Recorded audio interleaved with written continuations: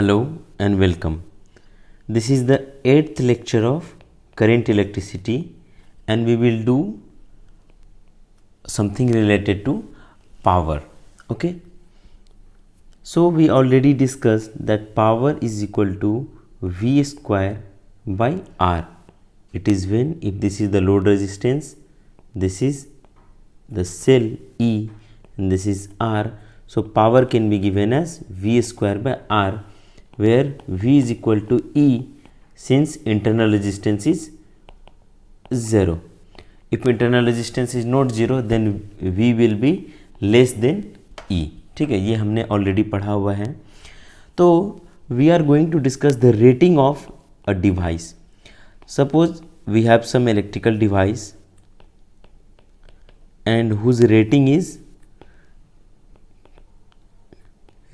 is what?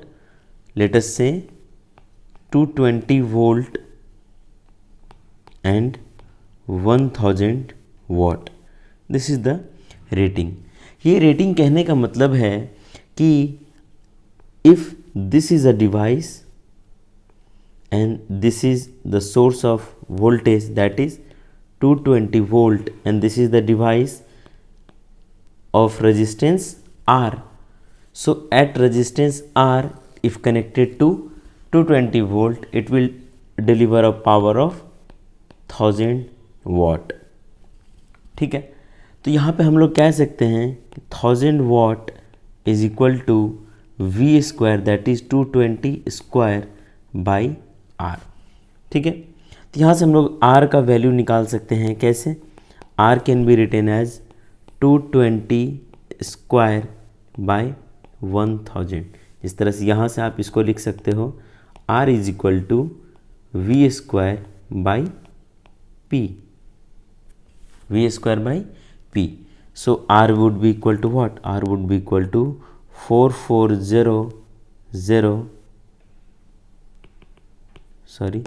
220 into 220 by 1000. So this would be equal to what? 484. So this would be 48.4 ohm. ठीक है, तो अब यहाँ से अगर हम लोग देखें ना, अब क्या करने वाले हम लोग, जो रेजिस्टेंस है हमारा, ये कितना निकला हमारा रेजिस्टेंस? दिस रेजिस्टेंस इज 48.4 ओम. ना अब क्या होता है, ड्यू टू सम रीज़न ये जो हम लोग पोटेंशियल डिफरेंस यहाँ से अप्लाई कर रहे थे, ये हो जाता है suppose 1110 volt, but the device is same. Device is same. If the device is same, so r would be equal to what? 48.4 ohm. So what power it would deliver? Now power would be equal to what? V square by R. So power can be written as V square, that is 110 into 110 by 48.4. So it would become what? It would become 500 watt. ठीक है? No.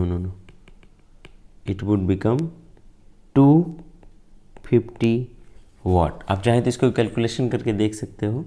This would B 250 वाट. तो यहाँ पर हमने क्या देखा कि अगर हम लोग ईएमएफ को हाफ कर रहे हैं, सो पावर वुड गेट 1/4 टाइम. ठीक है ना. इसी केस में हम लोग एक और केस लेते हैं, when the device is same but voltage is doubled, that means 440 volt and device is what? Device is same. Device is same. If device is same, then R would be equal to 48.4 ohm.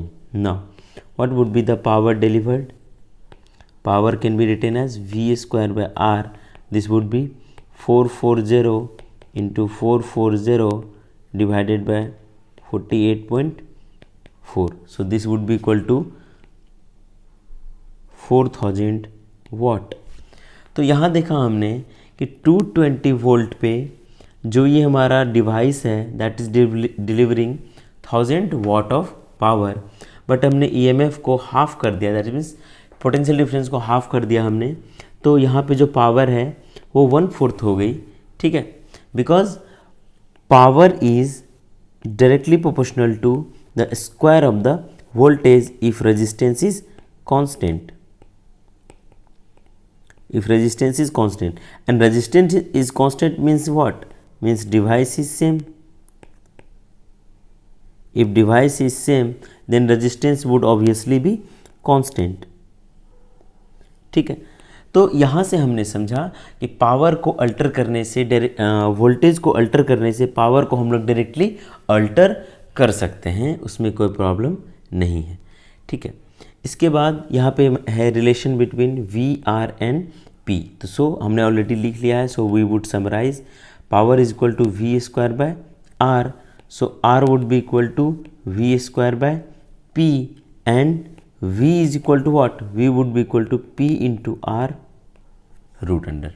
ठीक है, सो ये formula इस्तेमाल करके हम लोग अगर कोई भी दो चीज़ें, अगर पावर और रेजिस्टेंस दी हुई होगी तो we can calculate the voltage. अगर पावर और वोल्टेज दी हुई है तो we can calculate the resistance. If voltage and resistance is given are given, so we can calculate the power. तो इस तरह से हम लोग इन चीज़ों को कैलकुलेट कर सकते हैं. ठीक है, नाउ यहाँ पे मैं दो चीज़ें बताने वाला हूँ. I want prove, just you will have to remember addition of power of devices.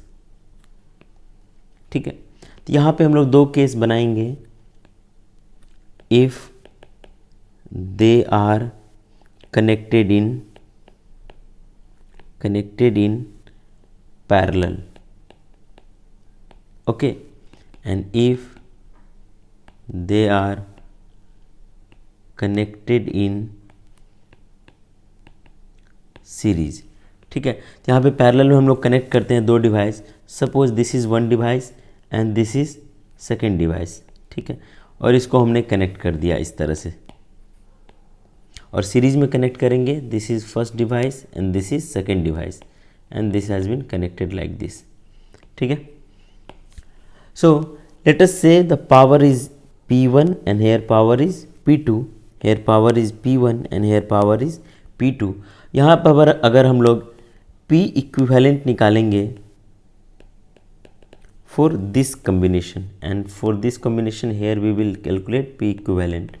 ठीक है, तो यहाँ पे P equivalent will be added like this, P1 plus P2, P1 plus P2. ठीक है, जबकि यहाँ पे क्या हो जाएगा, P इक्विवेलेंट यहाँ पर हम लोग कैसे निकालेंगे, यहाँ पर हम लोग P इक्विवेलेंट निकालेंगे कुछ इस तरह से. We will write 1 by P equivalent is equal to, और you can say 1 by P equivalent is equal to 1 by P1 plus 1 by P2. So ये फॉर्मूला है. अगर सही से आप ध्यान से देखो तो पैरेलल में हम लोग पावर को वैसे ही जोड़ते हैं जैसे हम लोग सीरीज में रेजिस्टेंस को जोड़ते थे. We add the power in parallel in the same fashion as we added the resistance in series. Similarly here we add the power in series in the same fashion as we added the resistance in parallel. ठीक है, या फिर आप कह सकते हो, आप अगर कैपेसिटर आपने पढ़ी हुई है तो कैपेसिटर में अगर जब कैपेसिटर पैरेलल में कनेक्टेड होते हैं तो दे आर एडेड अलजेब्रिकली, जबकि कैपेसिटर अगर सीरीज में कनेक्टेड होते हैं तो they are added like this. ठीक है, तो ये आपको थोड़ा सा दिमाग में रखने की ज़रूरत है. इसका प्रूफ भी आसानी है, मैं चाहता तो बता सकता था बट आई डोंट थिंक कि उसकी ज़रूरत है. ठीक है, यहाँ पर हम लोग एक क्वेश्चन करते हैं इससे रिलेटेड, और अगर आपको प्रूफ की ज़रूरत हो तो आप बता सकते हो, तो मैं एक छोटा सा क्लिप बना दूंगा प्रूफ के ऊपर. ठीक है, सो जस्ट रिमेंबर कि अगर पावर कनेक्टेड हो पैरेलल में तो दे आर एडेड, मैं लिख ही देता हूँ यहाँ पे, they are added as the resistors in series. जिस तरह से सीरीज में रजिस्टर को जोड़ा जाता है उसी तरह से पावर अगर पैरेलल में कनेक्टेड है तो डिवाइस अगर पैरेलल में कनेक्टेड है तो power will be added like that. But अगर पावर डिवाइस हमारे इस तरह से कनेक्टेड है सीरीज की तरह से, so power would be added in the fashion as the resistor are added when they are connected in parallel combination. ठीक है, so they are added as the register in parallel. ठीक है, तो इससे रिलेटेड एक क्वेश्चन हम लोग करते हैं। यहाँ पे क्वेश्चन कह रहा है कि two bulbs rated as 220 volt 24 watt and second is 220 volt 12 watt, they are connected in series and then parallel to, first में 220 volt, then 440 volt and then 110 volt supply, find the power of the combination in each case. ठीक है, इसका हम लोग solution करने जा रहे हैं। So in case 1 the voltage is what 220 volt, और जो हमारा सोर्स है, source is suppose this is source 1 and this is source 2, तो source 1 is 220 volt and 24 watt and this is 220 volt and 12 watt. जो हमारा पावर हम लोग दे रहे हैं, this source has been designed so that at 220 volt this will deliver 24 watt of power and 220 volt the source S2 will deliver 12 watt of power। अब हम लोग अप्लाई जो कर रहे हैं, applied voltage is what, applied voltage is 220 volt। तो अगर 220 volt ही हम लोग अप्लाई कर रहे हैं, सो S1 will deliver 24 watt of power and S2 will deliver 12 watt of power, because जितने के लिए डिज़ाइन की गई है ये उतना वोल्टेज हम लोग सप्लाई कर रहे हैं ना।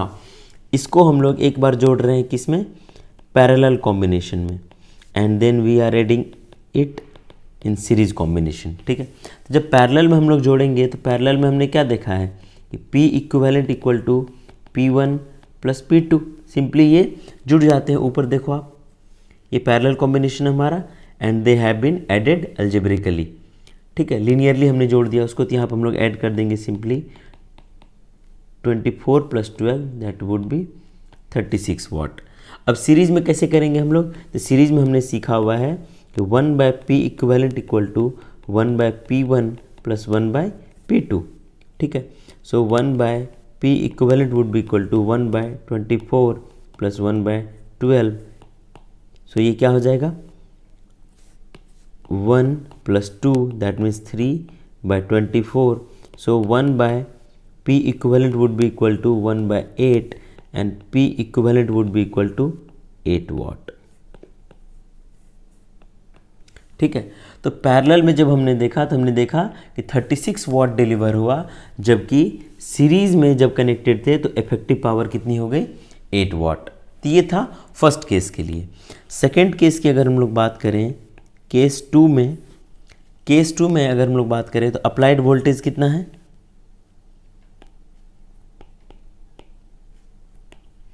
Applied voltage is 1 you can see in the question 440 volt, 440 volt. अब आप बताओ वोल्टेज को हमने क्या किया, डबल कर दिया, नहीं, we just double the voltage. ठीक है ना, जो सोर्स 1 था S1 and this was source 2, so S1 has been design for 220 volt and power 24 watt and this was for 220 volt and power 12 watt। now voltage has been doubled, तो मैंने बताया था कि अगर वोल्टेज को आप डबल करोगे तो पावर क्या होती है, V²/R। चूँकि सोर्स हमारा सेम है, जो डिवाइस हमारा सेम है, ठीक है, तो रेजिस्टेंस तो सेम रहना है, so power would be directly proportional to the square of voltage. तो so voltage has been double, तो so power would become 4 times. ठीक है, तो आप बताओ यहाँ पे पावर कितनी हो जाएगी, पावर हो जाएगी 96 वाट, और यहाँ पे पावर कितनी हो जाएगी 48 वाट। ठीक है ना, अगर आप पैरेलल में जोड़ोगे इसे, पैरेलल में हम लोग डायरेक्टली जोड़ सकते हैं, कैसे, 96 plus 48, so this would be equal to what, sorry 144 watt.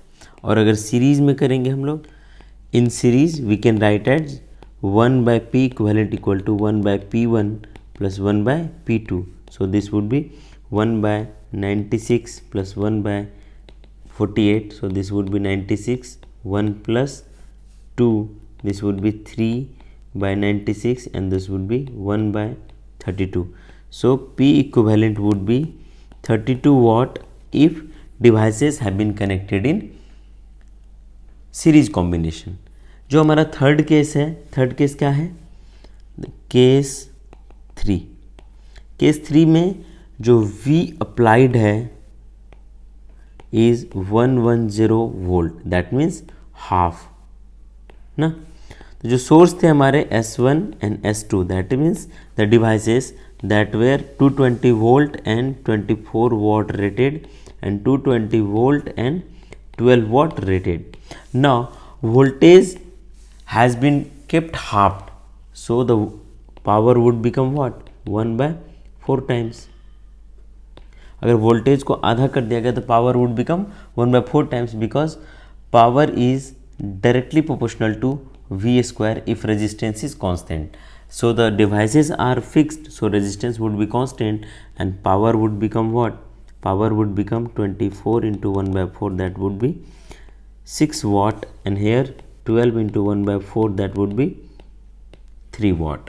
Now अगर हम लोग सीरीज में कनेक्ट, अगर हम लोग पैरेलल में कनेक्ट करते हैं तो P equivalent would be P1 plus P2, that means 6 plus 3, that means 9 watt. अगर हम लोग सीरीज में कनेक्ट करते हैं तो 1 by P equivalent would be 1 by P1 plus 1 by P2, that means 1 by 6 plus 1 by 3. This would be equal to 1 plus 2 by 6, that means 3 by 6, that means 1 by 2. So P equivalent would be equal to 2 watt. तो इस तरह से हम लोग voltage, resistance और power के question को deal कर सकते हैं. इसमें हमें 2-3 चीज़ें ही इम्पॉर्टेंट याद रखनी है. The first one is power is equal to V square by R and R is equal to V square by P. Second thing कि अगर हम लोग पैरेलल में जोड़ते हैं, अगर हम लोग parallel we connect the devices in parallel, so P equivalent would be equal to what? P1 plus P2 plus plus plus plus Pn. And if we connect the devices in series, so 1 by P equivalent would be equal to 1 by P1 plus 1 by P2 plus 1 by P3 plus plus plus 1 by Pn. तो इस तरह से question को हम लोग बना सकते हैं. So I am highlighting this formula in parallel, this is in yellow colour, and in series this is in pink colour. ठीक है, तो इसको याद रखेंगे, दिस इज इम्पॉर्टेंट. ठीक है, तो इस तरह से पावर के सारे कॉन्सेप्ट्स को हमने देख लिए. So I think you can solve any problem related to power. The next topic is fuse. Fuse is a device used to control the current in a circuit. ठीक है. Second thing, it is connected in series. It is connected in series. And third thing, it is designed for some specific maximum current. Next, if current exceeds the maximum value, the fuse will blow up and hence will cut the circuit off, और current का जो flow है that would be disconnected. ठीक है, so this is fuse. Fuse के अंदर जो सबसे इंपॉर्टेंट रिलेशन है, the relation is the current in the circuit is directly proportional to the square of current is directly proportional to the radius of cross section of the fuse material or fuse wire. This is current through the fuse, and R is what? R is radius of cross section of fuse. ठीक है, so this is the equation, और इसी equation पे हमारे सारे question solve होंगे.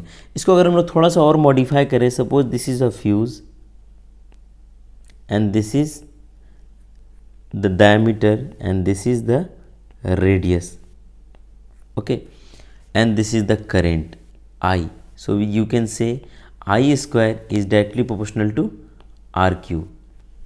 Or if R is replaced by the diameter, so we know R is D by 2, so we can say I square is directly proportional to D cube also.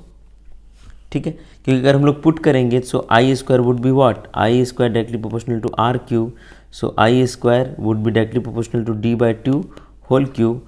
I square is directly proportional to D cube by 8. 8 is constant, so I square can be written as directly proportional to D cube. ठीक है,